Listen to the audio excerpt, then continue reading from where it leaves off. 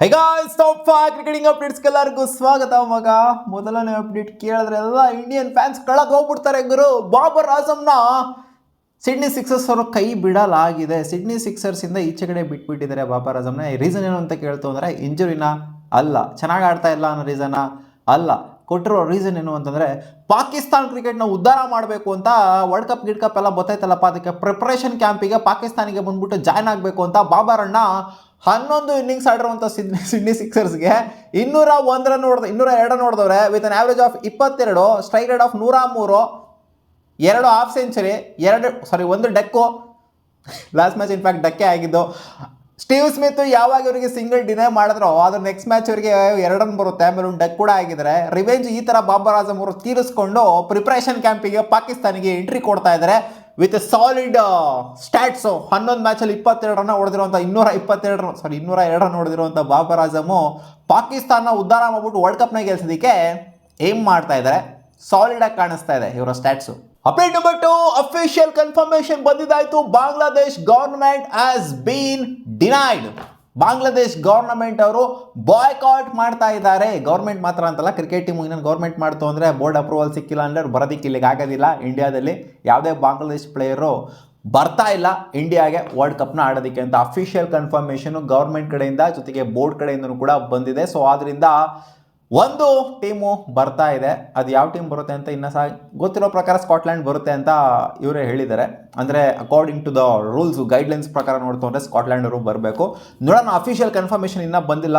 ಅವ್ರನ್ನ ಒಳಗಡೆ ಹಾಕೊಂಡಿದ್ದೀವಿ ಅಂತ ವೆಯ್ಟ್ ಮಾಡಬೇಕಾಗತ್ತೆ. ಆ್ಯಂಡ್ ಇವರು ಅವರ ನಿಲುವನ್ನು ಹೇಳಿದ್ದಾರೆ ಫೈನಲ್ ಆಗಿ, ನಾವು ಬರ್ತಾ ಇಲ್ಲ ಅಂತ. ಬಾಂಗ್ಲಾದೇಶ್ ಆಡ್ತಾ ಇಲ್ಲ ಈ ವರ್ಲ್ಡ್ ಕಪ್ನ, ಇದು ಫೈನಲ್. ಅಪ್ಡೇಟ್ ನಂಬರ್ 3, ಪಾಕಿಸ್ತಾನದವ್ರು ಏನೋ ಬಾಯ್ಕಾಟ್ ಮಾಡ್ಕೊಬೇಕು ಅಂತ ಅನ್ಕೊಂತಿದ್ರಂತೆ. ಇವಾಗ ಡಿಮ್ಯಾಂಡ್ ಆಕ್ಸೆಪ್ಟ್ ಮಾಡಿಲ್ವಲ್ಲ ಬಾಂಗ್ಲಾದೇಶ್ ಅವರ ಡಿಮ್ಯಾಂಡ್ನ, ಅವರು ಬಾಯ್ಕಾಟ್ ಮಾಡೋದ್ರ ಜೊತೆಗೆ ಇವರು ಕೂಡ ಏನೋ ಬಾಯ್ಕಾಟ್ ಮಾಡಬೇಕು ಅಂತ ಅನ್ಕೊಂತಿದ್ರಂತೆ. ಜಸ್ಟ್ ಇದು ಲೈಕ್ಲಿ, ಇದು ಪಕ್ಕಾ ರಿಪೋರ್ಟ್ ಏನಲ್ಲ, ಬಟ್ ಬಾಂಗ್ಲಾದೇಶ್ ಅವ್ರದ್ದು ಪಕ್ಕಾ ರಿಪೋರ್ಟು. ಅವರು ಬಾಯ್ಕಾಟ್ ಮಾಡಿದ್ದಾರೆ ಅಂತ ಇದು ಅಫಿಷಿಯಲ್ ಕನ್ಫರ್ಮೇಷನ್ ಅವ್ರ ಕಡೆಯಿಂದನೇ ಬಂದಿರೋದು. ಪಾಕಿಸ್ತಾನ ಏನೋ ಸ್ವಲ್ಪ ಅವ್ರಿಗೆ ಗೊತ್ತಲ್ಲಪ್ಪ, ಸುಮ್ಮನೆ ಇಡ್ತಾ ಇರ್ತಾರೆ, ಹಂಗೆ ಬತ್ತಿನ ಇಡ್ತಾ ಇರ್ತಾರೆ.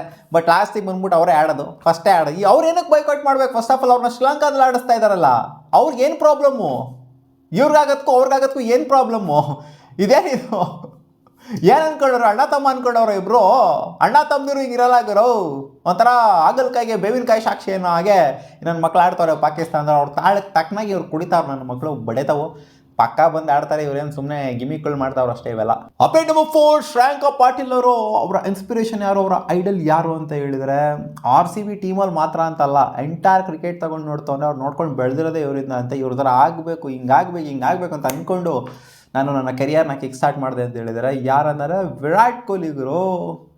ವಿರಾಟ್ ಕೊಹ್ಲಿ ಎಷ್ಟು ಜನಕ್ಕೆ ಇನ್ಸ್ಪಿರೇಷನು, ಬರೀ ಕ್ರಿಕೆಟರ್ಸಿಗೆ ಮಾತ್ರ ಅಂತಲ್ಲ, ನಾನ್ ಕ್ರಿಕೆಟರ್ಸ್ಗೂ ಕೂಡ ಎಷ್ಟೋ ಒಂಥರ ನೋಡಿ, ಫಿಟ್ನೆಸ್ನ ನೋಡೋವಂಥವ್ರಿಗೆ ಇನ್ಸ್ಪಿರೇಷನು. ಅಂದರೆ ನಾನು ಫಿಟ್ಟಾಗಿರಬೇಕು ಅಂತ ಅಂದ್ಕೊಳ್ಳೋರಿಗೆ ಇನ್ಸ್ಪಿರೇಷನು, ಅಟ್ಲೀಟ್ಸ್ಗಳಿಗೆ ಇನ್ಸ್ಪಿರೇಷನು, ಕ್ರಿಕೆಟರ್ಸ್ಗಳಿಗೆ ಇನ್ಸ್ಪಿರೇಷನು, ಎಷ್ಟೋ ಜನಕ್ಕೆ inspiration Virat Kohli. Update number 5, ಓ ಮೈ ಗಾಡ್, MS ಧೋನಿ ಅವ್ರು ಮಾತಾಡೋರು. ರೀಸೆಂಟಾಗಿ ಒಂದು ಇವೆಂಟ್ ಆಗುತ್ತೆ, ಅದರಲ್ಲಿ RCB ಬಗ್ಗೆ ಮಾತಾಡಿದರೆ ಒಂದು ಫ್ಯಾನು ಕೇಳ್ತಾರೆ RCB ಬಗ್ಗೆ ಒಂದು ಕ್ವೆಶನ್. ಅದಕ್ಕೆ ಇವ್ರು ಕೊಟ್ಟಿರುವಂಥ ಉತ್ತರ ಇದು: RCB played really well, a very long wait finally came to an end for them, many congratulations for them ಅಂತ ಹೇಳಿದ್ದಾರೆ.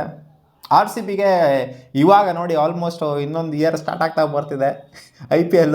ಇವಾಗ RCBಗೆ ಕಂಗ್ರ್ಯಾಚುಲೇಷನ್ಸ್ ಹೇಳಿದ್ದಾರೆ. ಅದು ಕ್ವಶನ್ ಅಂದರೆ ಅವ್ರು ಏನು ಹೇಳಿಲ್ಲ, ಕ್ವಶನ್ ಬಂದಾಗ ಸಖತ್ತಾಗಿ ಆಡಿದ್ರು ಇವರು. RCB ಅವರು ಮೆಚ್ಕೊಳ್ಳೇಬೇಕು. RCB ಕೊಟ್ಟಂಥ ಪರ್ಫಾರ್ಮೆನ್ಸ್ ಇದ್ದಾಗ ಕಲಿಯೋದಿದೆ ಸಾಕಷ್ಟು, ನಾವು ಕಲ್ತ್ಕೊಂಡಿದ್ದೀವಿ. ಇಷ್ಟೊಂದು ವರ್ಷಗಳೆಲ್ಲ ಆದಮೇಲೆ ಒಂದು ಟ್ರೋಫಿ ಬಂದಿದೆ RCBಗೆ, ಸಖತ್ತಾಗಿ ಆಡಿದ್ದಾರೆ, ಖುಷಿ ಇದೆ ಇದರಲ್ಲಿ ಅಂತ ಹೇಳಿದ್ದಾರೆ. ಇನ್ನೇನು ಡಬ್ಬ ನನ್ನ ಮಕ್ಕಳು ಹಂಗೆ ಹಿಂಗೆ ಅದು ಇದು ಅಂತ ನಾಕಾಗತ್ತೆ ಎಲ್ಲ ಹಂಗೆ ಅಷ್ಟೇ.